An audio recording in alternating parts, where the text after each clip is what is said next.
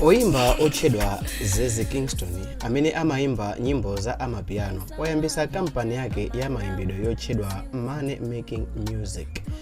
Kodi zomwe wapanga Zeze Kingston tipindula nazo ngati Amalawi? Dzina langa ndine Sam Mavita, ndimapanga mavideo zosiyanasiyana pa YouTube. Tiyeni tikhalire limodzi mmene siku alero ndikhala ndikuzukuta kwambiri makamaka za music label ya Zeze Kingston. Iyeyu Zeze Kingston wakhazikisa kampani pa mwambo omwe udachitikira ku BICC ku Lilongwe usiku wa pa 4 Oktoba mchaka cha 2024.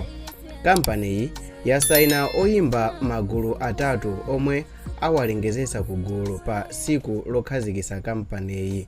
Awa ndi oyimba monga msungwana amene dzina lake ndi Nairey, nyamata wina otchedwa Envy, komanso gulu la anyamata oyimba amene alimo anyamata okwana 4. Gulupu ili lili ndi dzina lotchedwa Malimba Music. Zeze Kingston walemba ntchito bambo James Makunje kukhala manager wa kampani ndipo aziyang'anira zonse ku Malawi kuno ndi za international zokhuza kampani.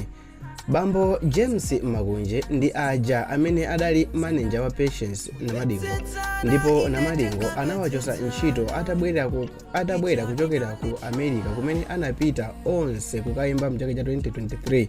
Ndipo atabwera kumeneko kuchokera ku America, Patience Namadingo anasimikiza ku mtundu wa Amalawi kuti iyeyi wachosa ntchito manager wake pa zifukwa zimene mpaka napanopa sizikudziwika kuti zinali zifukwa zanje.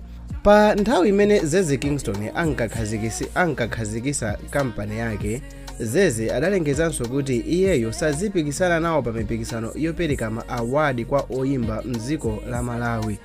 Iyitu ndi mipikisano ya ma award monga Maso Award, UMP Award, MBC Entertainers of the Year ndi mpikisano ina yotero. Ndipo iyeyo wati azipikisana nawo mipikisano yakunja yokha basi, kapena kuti iyeyo akufuna azingopikisana nawo ma international awards basi. Pamwambo okhazikisa kampani, Zeze Kingston adali limodzi ndi mkazi wake Dorothy, amene amadziwika ndi dzina lokuti Cash Madamu. Koma kodi tikamati record label company imatani ndipo imachita chiyani kwa oyimba yemwe wasayinidwa? Music label imakhala company imene chidwi chake kwambiri kumakhala kupanga business kuzera mu nyimbo, ndipo amasayina oyimba ndi kumawathandiza china chilichonse pa mayimbidwe awo, ndipo kampaniyo imafuna kuti ipeze phindu monga mmene imakhalira business ina iliyonse. Oyimba akasainidwa ndi record label, kampaniyo imayenera imupangire china chilichonse pa mayimbidwe ake, monga kumulipirira kujambula nyimbo zomvera komanso mavideo a nyimbo, kupanga promote nyimbo, komanso kuyang'anira phindu limene likupezeka mu nyimbozo komanso phindu kwa oyimbayo. Ndinapangapo video yonse imene ndimafotokoza kwambiri nkhani zokhuza ndi ma music label, ma video zake mwapeza kusogoloko, koma mukhoza kukaonera after video iyi. Ma record label ena mpaka nazimafika pokuti amagula galimoto yoti oyimba wawo aziyendera, kumugulira nyumba kumadera achete, komanso kuona za mavalidwe ake kuti azioneka monga mwa brand. Record label ndi oyimbayo amagwirizana zaka zokhalira ku kampaniyo. Ma record label ena odziwika bwino ndi monga Maven Records ija ya Don Jazzy ku Nigeria, imene inasaina oyimba monga Rema, Irasta, Cryon, komanso John Drill, kungotchula oyimba ochepa kuchabe.